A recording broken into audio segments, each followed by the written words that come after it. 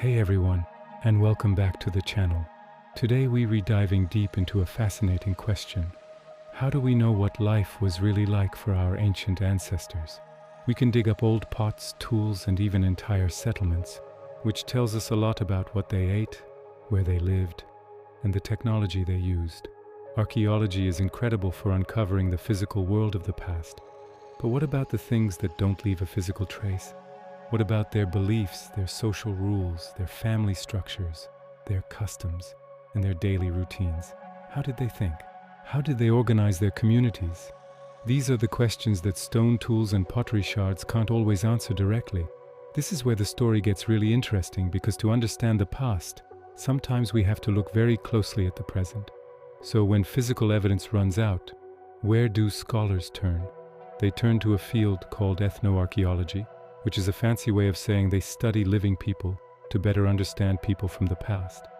Specifically, they've spent time with present-day farmers who practice simple agriculture and with herders who live in ways that might be similar to how our Neolithic ancestors lived thousands of years ago. Think about it. Before massive industrial farms and sprawling cities, most of humanity lived in small-scale societies, growing their own food and raising animals. While today's world is vastly different, pockets of people around the globe still maintain lifestyles that echo these ancient ways. By studying them, we can gain invaluable insights into the logic and practices that might have governed ancient societies. It's like finding a living, breathing instruction manual for the artifacts we dig up from the ground. Many of these farmers and herders live in groups that we often call tribes.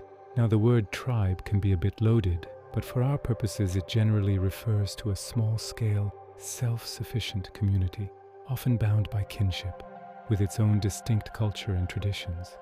These communities are treasure troves of information.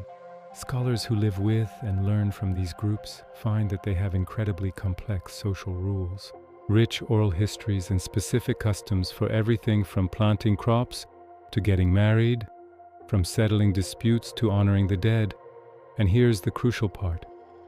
Researchers believe that many of these customs and practices are not just recent inventions. They are traditions that have been passed down through countless generations, and they may hold the key to understanding similar practices that existed thousands of years ago. It's a bridge connecting the past to the present. Let's get specific. Imagine an archaeologist uncovers a strange circular arrangement of post holes at a Neolithic site. What was it for? A house? A religious structure? A community hall? By itself, it's a puzzle. But then, an ethnographer studying a modern tribal community in, say, South America, might see people building their ceremonial huts in exactly the same circular pattern. They can then ask them, why this shape? What happens here? They might learn it's designed for community meetings, with the circular shape ensuring everyone is equal. Or perhaps it's oriented to catch the morning sun for a specific ritual. Suddenly, the ancient post holes aren't just a random pattern anymore. They have a potential purpose, a social meaning. The modern practice provides a model, a hypothesis that we can then take back to the archaeological evidence to see if it fits. This comparative approach is incredibly powerful. Let's take another example. Herding. Archaeologists find the bones of sheep and goats at ancient sites, so we know people kept these animals. But how? Did they move with their herds seasonally, a practice known as transhumance? Did they keep them in pens next to their houses? How did they protect them from predators? These are all questions about behavior.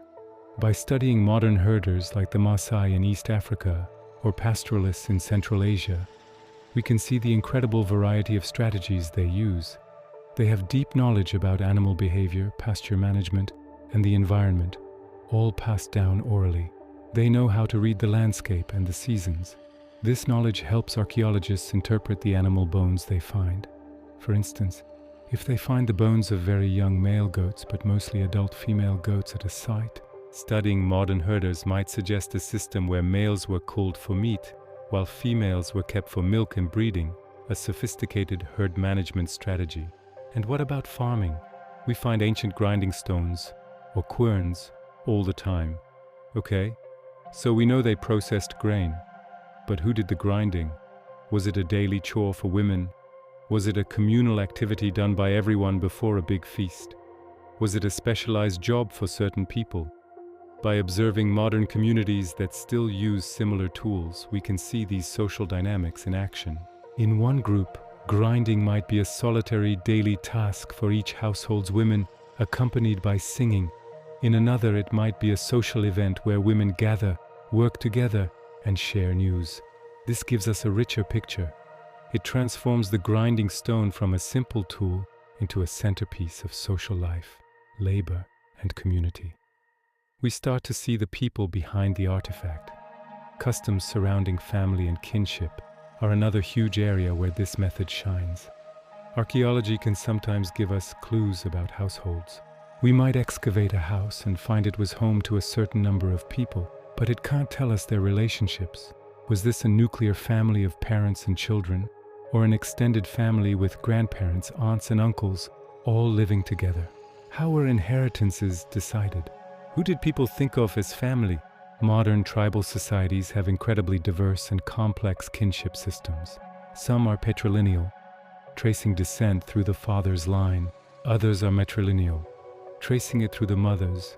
Studying these living systems helps us imagine the range of possibilities for the past. It stops us from just assuming that ancient families were just like modern Western ones. It opens our minds to different ways of structuring society. Even things like art and symbolism become clearer. Archaeologists might find pottery decorated with a specific geometric pattern. Is it just decoration, or does it mean something? In a living culture, that same pattern might be a clan symbol, a representation of a creation myth, or a marker of identity. For example, among some indigenous groups, certain patterns are considered the property of specific families, and you can tell where someone is from just by the design on their pottery or clothing. This suggests that the abstract designs we see on ancient artifacts might have been packed with meaning, communicating information about identity, status, and belief to those who knew how to read them. The art wasn't just art, it was a language. Now, it's really important to be careful here. This isn't a perfect one-to-one comparison. We can't just say that because a tribe in the Amazon does something today. A Neolithic group in Europe did the exact same thing 6,000 years ago. That would be a huge mistake. The world has changed. These modern groups have their own unique histories. They've interacted with other cultures, adapted to new environments, and are not frozen in time. They are not living fossils. They are modern people living in the 21st century, just like us. So scholars don't use these comparisons as direct proof. Instead, they use them to generate possibilities and to build models. It's about broadening our understanding of the human experience and the different solutions people have come up with for the challenges of life. The real value of studying these communities is that it challenges our assumptions. We tend to look at the past through the lens of our own culture and experiences. Ethnoarchaeology forces us to take off those glasses and consider that things could have been done very, very differently. It helps us ask better questions of the archaeological record. Instead of just asking, "What is this object?" we can start asking, "How could this object have been used in a social context? What kind of relationships might it have been a part of? What beliefs might be associated with it?" It fills the silent gaps in the archaeological record with the vibrant, noisy, and complex reality of human social life. It reminds us that the people of the past weren't just simple caricatures. They were just as clever, complicated, and creative as we are today. So, the next time you see a documentary about an archaeological dig, remember that the story doesn't end with what comes out of the ground.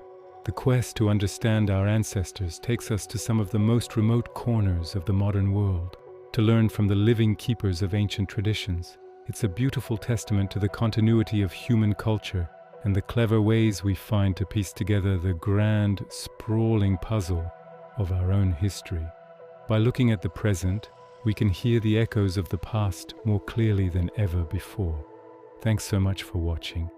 If you found this fascinating, make sure to hit that like button, subscribe to the channel, and ring the bell so you don't miss our next exploration into the past. See you next time.